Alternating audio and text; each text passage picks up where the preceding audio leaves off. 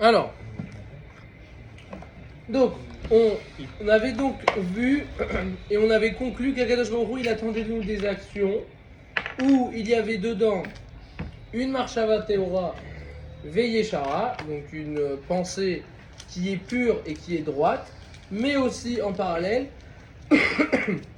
un lev taor, un cœur qui est pur. Et que sans cela, sans cette association des deux, on était très loin de ce qu'Akadosh Baruch Hu attendait vraiment de nous, qui était le Emet. Le Ramchal, il continue dans le Messiah Tijarim, il nous dit, donc là on va voir une nouvelle phrase, qu'on va encore une fois expliquer. Manane bayam tochecha im itrachalnu minayun nazeh.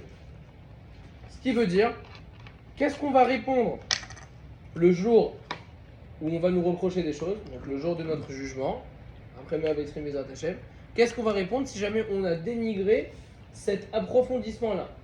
N'oubliez pas qu'on parle du fait d'approfondir sur le travail des midot, le fait de savoir qu'il faut avoir une avodat mima, teorata, nikiona, etc. Vous vous souvenez, on est dans la suite là de l'explication de l'introduction. Ok?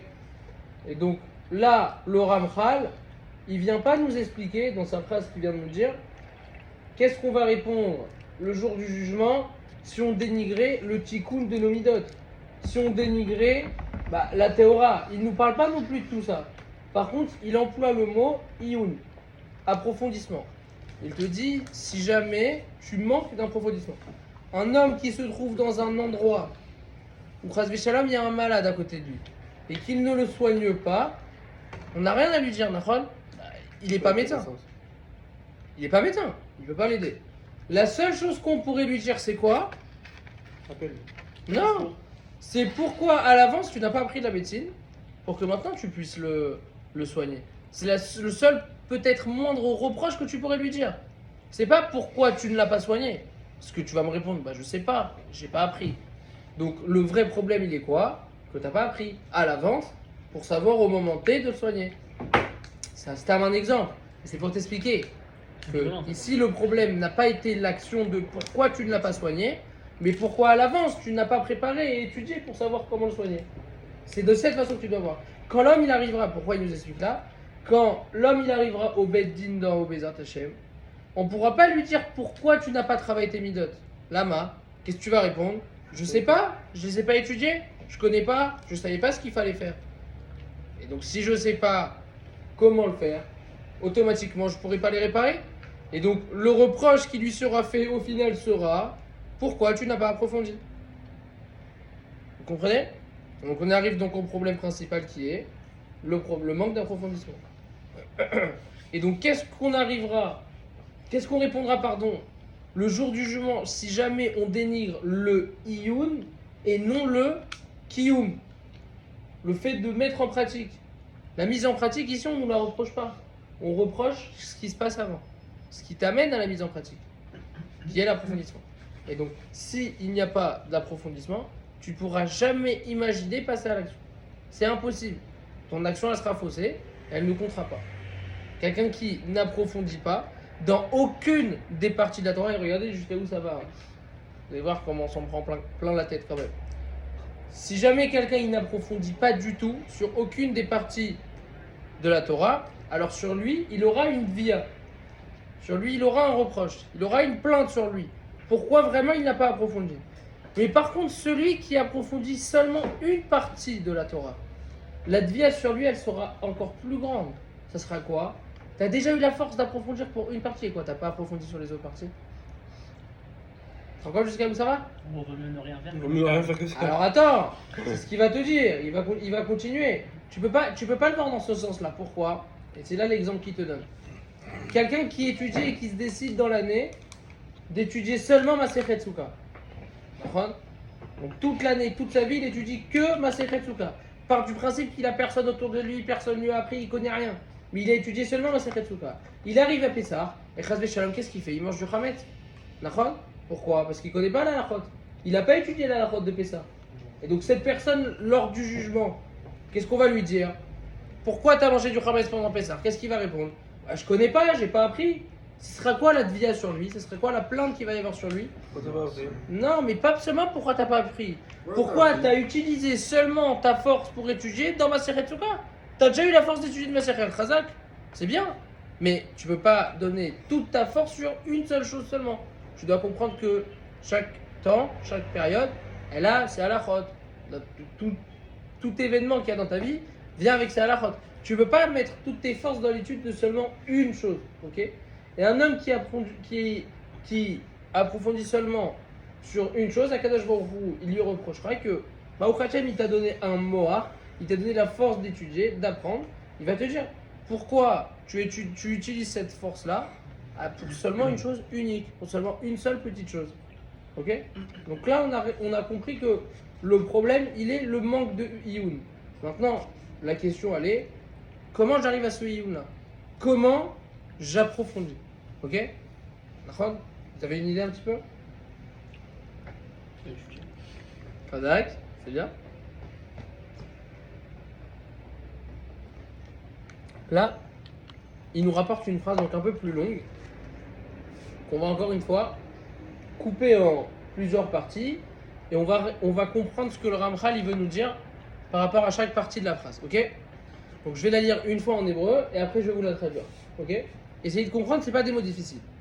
Aïtachen sheiga veyamol sichlenu bechakirot asher lo nitrayavnu bam bepilpulim asher lo yetze lanu shum perimehem vedinim asher enam shayachim lanu uma shechayavim anu leborenu chova raba naazvenu lehergel venanicheu le mitzvat anashim melumda. Vous avez un petit peu tofes quelques mots, vous avez compris un petit peu l'idée de poisson? Ouais. Ok, qu'est-ce qu'il nous dit? On arrive même à voir aujourd'hui que tu vas te fatiguer, tu vas t'angoisser, tu vas mettre plein de force avec ton sechel sur des chakirot, sur des études, ok, auxquelles tu n'es pas obligé. Tu vas commencer à étudier plein de choses que tu n'as pas besoin d'étudier. Tu vas avoir des pilpoulim, tu vas avoir des discussions, tu vas discuter de choses avec d'autres gens qui ne vont t'apporter aucun bénéfice, aucun fruit. Et tu vas étudier des dynimes qui ne te sont même pas destinés, exactement. Et par contre, ce que tu es obligé envers Akadosh Baruch Hu, tu l'as laissé pour l'habitude et tu le fais comme une mitzvah machinale. T'as compris? On a compris un petit peu l'idée de la phrase? Très bien. Ouais. On va expliquer les différentes. Quoi par genre, t'apprends des choses en fait, qui sont pas rélévantes pour toi à ce moment-là. Bah, les halachot Kohen de Kohanim, par exemple. Comme ça, on t'a vu. ça peut être un exemple, mais on va l'expliquer. C'est exactement ça. Il va répondre à toutes tes questions. Il va t'expliquer chaque partie de la phrase. Donc là, il va commencer à expliquer par Chakirot Ashalom Nitrayav Nubam.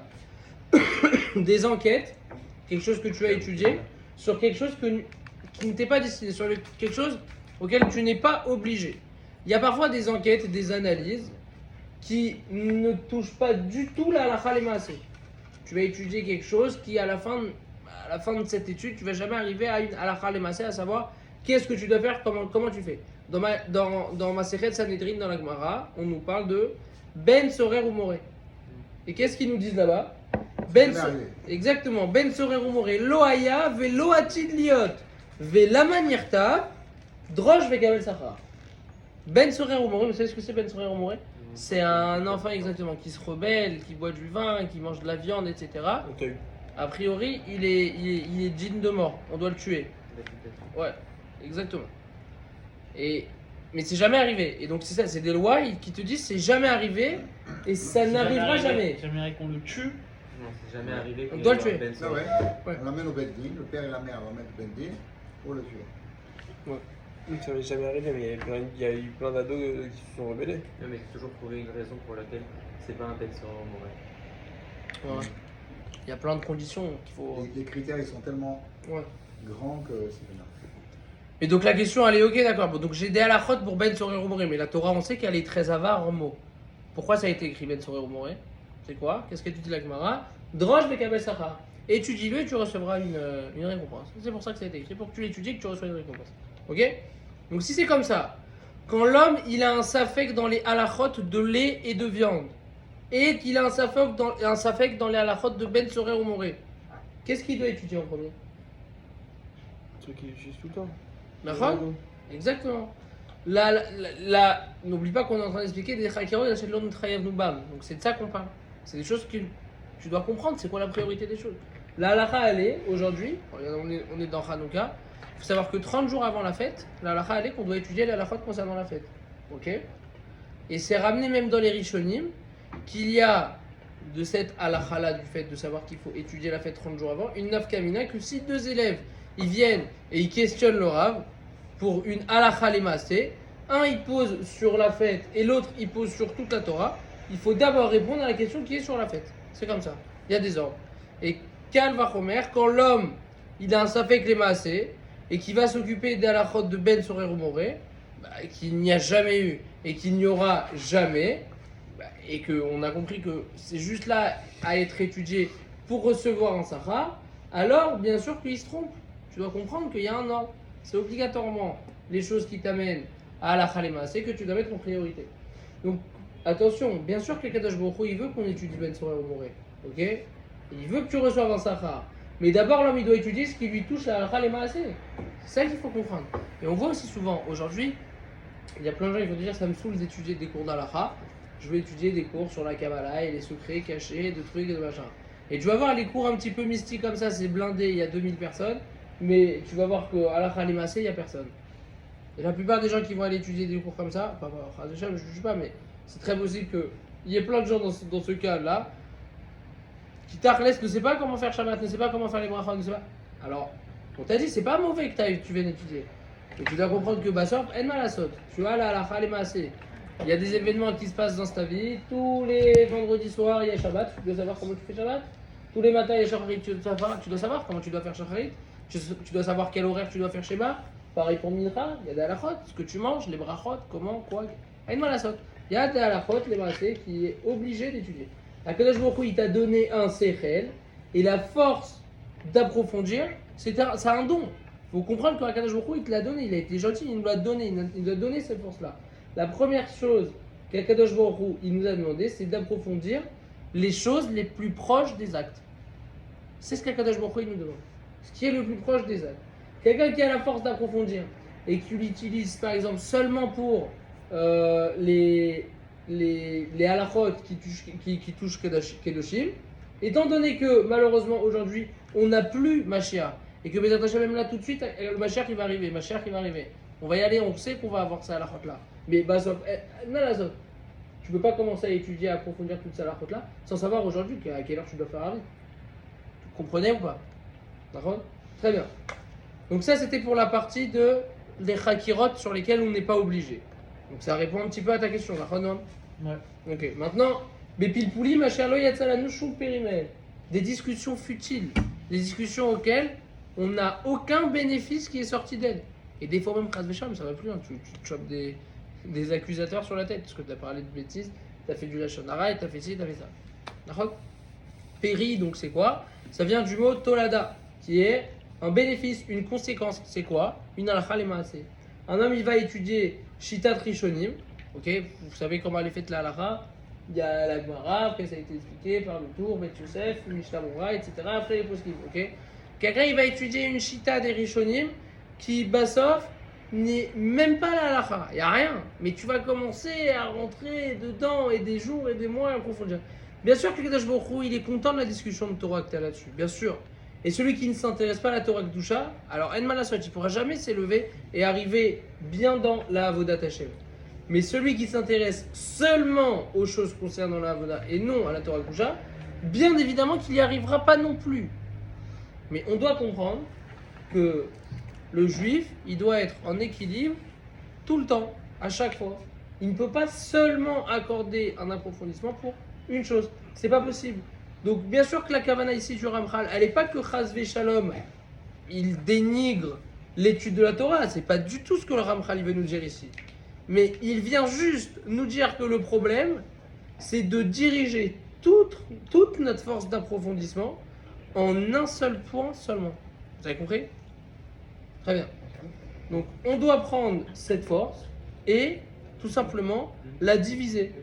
Continuer à s'investir dans la Torah Kedusha, mais aussi s'investir dans la compréhension du Nefesh Adam, sur son chova dans le monde. Qu'est-ce que tu dois faire par rapport à tes midot, etc. Tu dois tout approfondir. Très bien. Donc ça, c'était par rapport au Piplim. Ça va, vous suivez? Non, c'est clair, ouais. Non. Ouais, bon. Je me Ouais, paierai, mais- c'est clair. Yoni, tu Yonu, il dort. Qu'est-ce qui t'arrive, mec? écrases Go, le Matt. ballon. La pizza, elle est pas passée? Top. Maintenant, on continue. Troisième partie de la phrase. Vedini, ma chère Enam Shayachim. Donc, des lois, Tabasco. des dinim, quoi, qui nous concernent pas du tout. Comme par exemple, un Israël qui n'est pas descendant de Malchut, de roi, ou qui n'est pas de la tribu de Lévi, mais qui étudie les lois de Cohen ou de Meller. C'est ça. Étudier les. Donc, comme tu as dit, voilà, comme tu as donné l'exemple, que tu vas étudier des halachot sur Kohanim, ça c'est pas Shayach. Même dans ces lois, il y a des nafkamina, et qu'en étudiant ces lois-là par rapport au Kohanim, tu peux en apprendre d'autres lois qui peuvent peut-être te concerner, oui, mais directement, il n'y a pas de halachot qui te sont destinées. Donc c'est pour ça que d'abord, tu dois étudier les lois qui te concernent en premier lieu. C'est obligatoire. Ensuite, il continue. Ma shechayavimanu les borenu chova rabba. Et donc là, on a dit, par contre, ce qu'on doit donner à Akadosh Baruch Hu vraiment, ce qu'on lui doit bémettre, on le laisse de côté, on l'approfondit pas, on le met dans notre ergel, dans notre habitude, et on le fait de façon machinale. Et ça, de quoi on parle quand on dit ce qu'on doit à Akadosh Baruch Hu, c'est Taratalev Ve'amoar, et l'association des deux. Tout ce qu'on a expliqué depuis le début. Le fait de purifier son sechel, ensuite de purifier son cœur, et ensuite de les associer. C'est de ça qu'on parle dans Mashechayavim Lanu la Kadosh Baruch Hu. Et cet approfondissement-là, malheureusement, Nazvenu le Hergel Vedanichenu le Mitzvot Anashim Elunda. On l'a laissé dans le Hergel, dans l'habitude, et on le fait dans des mitzvot qu'on fait machinalement. C'est devenu une habitude. Un homme qui n'étudie pas les halachot, il pose les choses comme des choses machinales. Il a entendu qu'il fallait faire comme ça, alors il fait comme ça bêtement, mais il n'a pas étudié la il comprend pas, il fait les choses de façon machinale. Et le manque de connaissance, c'est pas stam le fait que t'as pas étudié, c'est pas bien, tu fais les choses de façon machinale. Non, ça va plus loin. Ça peut même t'amener au déracinement de dinim. Tu peux carrément faire une avéra. Le fait de ne pas étudier, de faire les choses juste de façon habituelle, parce que tu sais que tes parents ils faisaient comme ça, alors toi aussi tu vas faire comme ça. C'est pas stam alors toi c'est pas bien, on te reproche de ne pas avoir étudié. Non, tu peux même arriver à faire une avéra. Par exemple, quelqu'un qui avait l'habitude de poser, regardez on est Hanouka, il avait l'habitude de poser sa Hanoukia tous les ans à la fenêtre de sa maison. Ok? Il vivait dans un appartement, il les mettait à la fenêtre pour que les gens ils le voient dans sa rue. Baruch Hashem, il a eu d'autres enfants, il a vendu son appartement et il a déménagé. En déménageant, il a continué à mettre la Hanoukia à la fenêtre de sa maison. Maintenant, le truc, c'est quoi? Il n'a pas fait attention qu'il vivait plus dans un appartement au 4e étage, mais qu'il vivait dans une maison maintenant. Et quand tu habites dans une maison, tu mets la Hanoukia comme ça, on ne voit pas, il y a des arbres et tout. Non, tu dois sortir, la mettre devant ta maison. Elle va la sauter. Tu dois mettre la Hanoukia devant ta maison. Donc, oui, tu as fait la mitzvah de façon machinale, tu as continué à la faire, mais tu as même été jusqu'à déraciner la mitzvah. Tu ne fais plus selon la halakha, c'est mauvais ce que tu fais. Le but c'est de propager le nez, tu dois le mettre dehors, c'est un problème. Quand l'homme il fait des mitzvahs de façon machinale, il peut donc arriver à déraciner les dinim totalement. Parce qu'il continue à faire ce que l'année dernière il le faisait, sauf que le contexte aujourd'hui c'est plus le même. Et un homme qui vit de façon machinale, et ça nous touche vraiment tous, il fait les choses que ses parents faisaient. Il prend des minagim. Alors des fois c'est bien. Les minagim de nos parents, Baruch Hashem, ils sont bien. Baruch Hashem, nos parents ils en ont plein. Les Marocains, les Tunisiens, ils ont plein de minagim. Donc, Nahon, des fois c'est bien. Mais des fois au contraire c'est mauvais. Des fois il y a des minagim qui sont mauvais. Nos parents ils ont agi dans une situation. Mais nous aujourd'hui on est dans une autre situation. On est dans un autre contexte. Un homme ne peut pas continuer à faire exactement tout ce que ses parents faisaient. C'est pas possible. En entendant cela, par contre, il peut y avoir nos parents du coup peuvent venir nous voir et nous dire que nous on est une génération qui déracine les minagim de nos parents. Ah vous cette génération aujourd'hui, vous voulez plus suivre les minagim, les trucs. Combien de fois ça arrivé? Nahon, tu vas voir ta grand-mère qui a un minag, tu vois qu'à la fin le minag il est complètement faux et que tu continues à le faire aujourd'hui, c'est une catastrophe. Tu vas te dire ah non mais vous votre génération, vous voulez plus être accroché au minagim, ok? des fois, ils te disent, il y a même des rabbins, ils te disent, suis tes minag contre des halachot, des fois. Non, contre des halachot, Pas jamais. des halachot, mais genre. Non, on te dit que des fois des minagim ça devient des halachot carrément. Oui, c'est. Nachon, exactement. c'est- Bah alors, il y a une différence. Là, ce qu'on appelle, c'est des minagim shtout chez NM Tokef Ledina. Il y a des minagim où ils. Hein? Non, Ah. continue. Qui touche pas au. Qui- Qui touche pas à la lacha. C'est ça, non. Qui touchent la halakha, mais qui ne vont pas contre la halakha. Alors que là, nous, de quoi on parle? C'est minagim shtout chez NM Tokef Ledina. Ça, c'est des minagim qui sont des bêtises, qui n'ont aucun tokef dans la halakha. Tu peux pas dire que c'est une halakha, parce que ça pousse à la faute. Le riz a fait ça. La mimouna. Non, ma quiche. Marocain, on mange pas de riz et on dit que c'est un minag, mais c'est pas pas- manger de Oui, riz. non, mais ça, tu le fais, ça t'amène pas ça t'amène pas à une Avera, ça. Non, mais c'est ce que t'as dit, genre c'est un minag qui ne touche pas là. Non, moi je te parle là de quoi on parle? On parle d'un mina qui est mauvais, un mina qui t'emmène à fauter. Non, moi je te donne l'exemple de celui qui était bon. Donc attends, je suis pas arrivé encore à ça. Si, c'est ce que Par tu veux dire. exemple, C'est ce que je viens de dire. Non, là on parle d'un minage touch et NM par token. exemple, Personne qui mange challah ça pendant Shabbat. l'imouna. Challah Minag pendant et Shabbat. Shtout, Ils mangent c'est pas un de tokef, c'est ce qu'il viande. donne. Non, si ta grand-mère elle te dit Non. par exemple, elle te dit moi j'avais un minag de laisser un bout de khametz à la maison, je le vends pas. Ouais. Et c'est un minag, va toujours fait comme ça. Toi tu te rends compte qu'au final c'est pas bon d'avoir du khametz chez toi à la maison. Elle te dit quoi, tu vas jeter mon minag que j'ai depuis ma grand-mère, de garder un petit bout de challah à la maison caché pendant Pessah. Ah, c'est pas bon. Ça voilà, ça on te dit ça c'est un minag, c'est pas une halakha, c'est la source, ça t'emmène à la faute. Ok? Il y a des minagim par contre, il y a d'autres minagim, donc comme tu as dit, qui est dit minagi Israël, Torah ou Torahi. Les minagim des Bnei Israël, ça devient des halachot carrément. Mais ça t'emmène pas à la faute. C'est des choses qui sont faites. Que si t'as un minag de base, comme tu dis, tu es obligé de continuer selon ce minag. Oui, les Voilà, minagim. le Non. riz à Pessah par exemple. Soit fait, Ouais, c'est mais pas c'est Un bon. bon minag, c'est une halakha pour les Marocains maintenant. les gars. Voilà, c'est horrible. Non, mais mec, c'est vrai. Après, je sais pas, je crois, à l'Afriquement, je crois que tu peux pas. D'accord. Un Marocain qui a le minag de pas manger. Non, tu peux faire un Moi, je dernier donne l'exemple Fais l'exemple Ouais, ça. de mon cousin, la moitié de ma famille était constantinoise. Nous, on mangeait le riz Pas de à Pessah. Et donc, pour qu'il mange le riz à Pessah, quand il s'est marié, il est venu manger le riz chez nous, à Pessah. C'est ouf. Ouais. C'est quand tu te maries pour. Tu changes de. Ah ouais. Ah ouais, donc il mangeait le riz après. Sinon, il y avait jamais Mais je crois que d'après en Israël, je crois les minagim ils sautent. Et en tant que j'entends, Ah comme ça, je crois. Ah, t'es plus marocain. Il n'y a plus de combat. Ouais, c'est ça, ouais. J'ai jamais mangé de Ouais. Israélite. Moi, même belle famille, ils font pas de riz à Pessah. Ouais, Les Tunisiens qui ont On les arrêté de déteste. manger Non, les je gens fais à pas de Pessah. shalom. Ah ouais.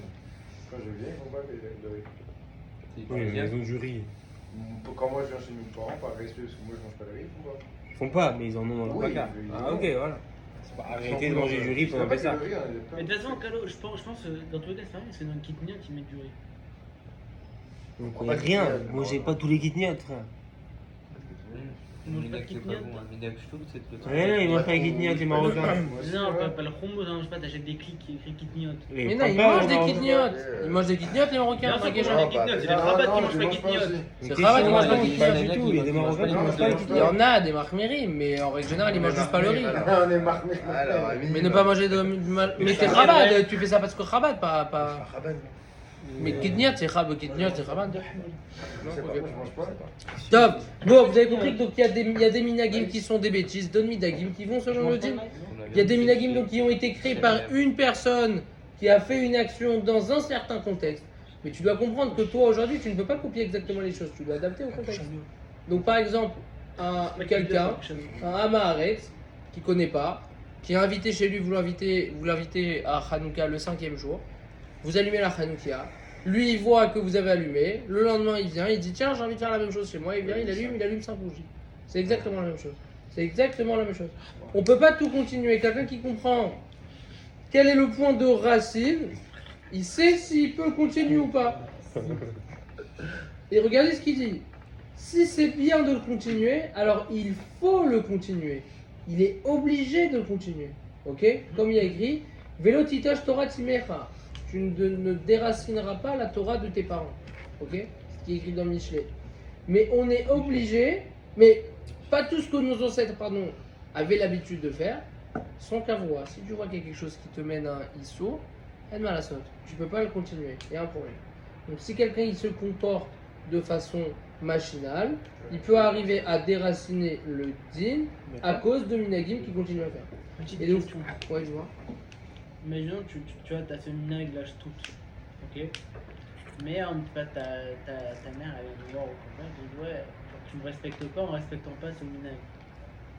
Tu fais quoi là? C'est-à-dire que tu fais pas Kavod et Tadicha avec Timecha. Kiboud Aven, sa limite c'est au vert Issour. Si ça te pousse à Issour, t'as pas le droit. Ton père il peut pas te dire que tu mets le Shabbat et tu dois mettre le Shabbat. Non, pas Mechal Shabbat, c'est la même chose, là, c'est un minag. Si le minag il te pousse à la faute, tu dois pas le faire.